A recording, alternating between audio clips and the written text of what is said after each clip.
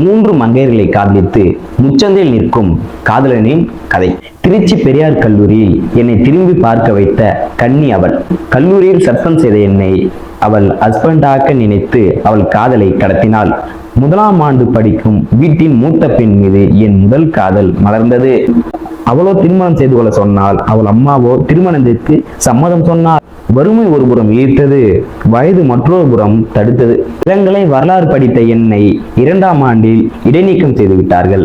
திருச்சி கல்லூரியில் இடைநீக்கம் செய்த என்னை திருக்கோயிலூர் கல்லூரியில் இணைத்துக் கொண்டார்கள். இளங்கலை தமிழ் துறையில் என் 2ஆம் காதல் துளிர்த்தது. கடவுளின் நிறத்தை உடைய கண்ணியின் மீது காதல் கொண்டேன். வீட்டின் 2வது பெண் மீது என் 2ஆம் காதல் 2ஆம் ஆண்டில் இடைப்பட்டு போனது. இம்முறை பட்டம் பெற வேண்டும் என்ற முனைப்புடன் 3ஆம் ஆண்டை தொடர்ந்தேன். தட்டச்சு நிலையத்தில் வீட்டின் 3வது பெண் மீது என் 3ஆம் காதல் முளைத்தது.